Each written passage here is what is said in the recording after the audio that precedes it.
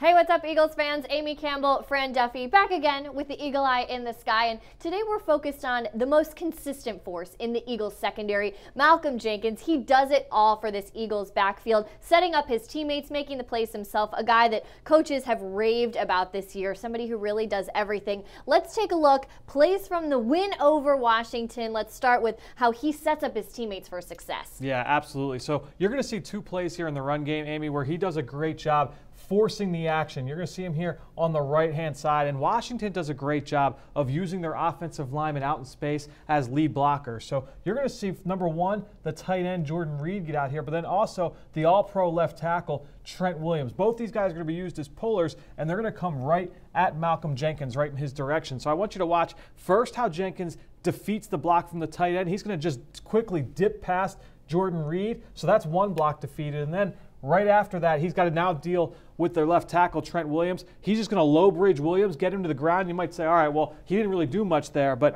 what he just did was go 1 for 2. As a defensive player, I know Ike Reese, former Eagles linebacker, will tell me, Jim Johnson used to love to say, as a defender, you cannot get blocked one-on-one. That means that the offense wins. So by getting the numbers back in his favor, you have one Eagles defender for 2 Washington blockers. Now that creates that one-on-one matchup because they wanted 2 versus 2 out in space. Now you've got Rasul Douglas one-on-one. He's able to get the back down for a loss, and a really great job. Watch Malcolm here at the very end. Really great job by Rasul. But Rasul knows, Malcolm, you made that play. He created that one-on-one situation, and that's something that doesn't show up in the stat sheet. He's played every single defensive snap. He is a stalwart for this secondary, does everything for this defense. Malcolm has talked this year about how amazed he's been by these young guys coming along, and Rasul sang his praises last night as well after the win.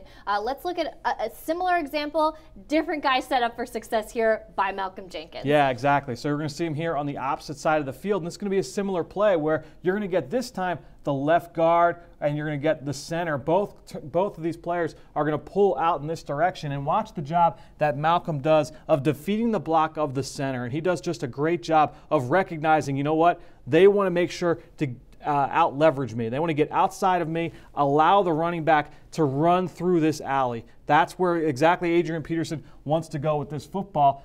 He's not going to let it happen. Watch Malcolm as he's going to, again, dip that block, stay square to the line of scrimmage. And once Adrian Peterson sees that Malcolm's there, he now has nowhere else to go. You've got Chris Long here, so now he's got to try and cut back across the grain. That is not what Adrian Peterson at 33 years old is going to want to try and do. As good as he's been. Exactly right. He wants to get downhill. So Fletcher Cox is there. Grugier-Hill ends up getting the tackle for loss, -4. Great play in the backfield, but that all starts with number 27, just showing color in the alley, forcing the running back to cut back against the grain. Well, and this is the Washington offensive line, but they're going to see some similar type of stuff from Dallas in the upcoming game. And similar here with this play by Malcolm Jenkins on quarterback Colt McCoy, he's going to have to apply that same thing to Dak Prescott next week. Yeah, we've seen Malcolm be a factor in the pass rush over the course of his career. He'll line up down here close to the line of scrimmage, and we'll see him blitz off the corner. He had a sack in this game, but he was not a pass rusher on this play. He was actually going to be what's called a buzz defender, a buzz player. He's going to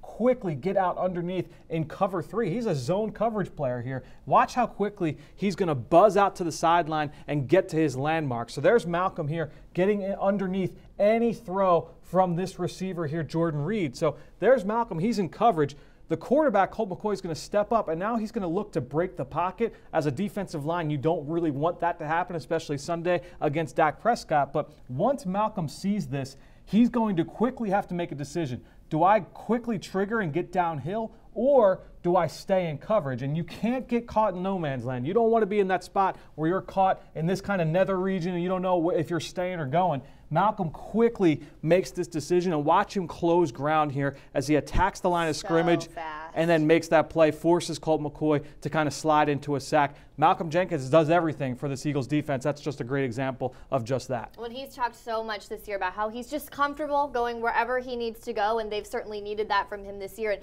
we're going to get a tougher test for Malcolm Jenkins and this Eagles defense looking ahead to the Cowboys. And, of course, as always, we've got you covered for everything leading up to that game on PhiladelphiaEagles.com.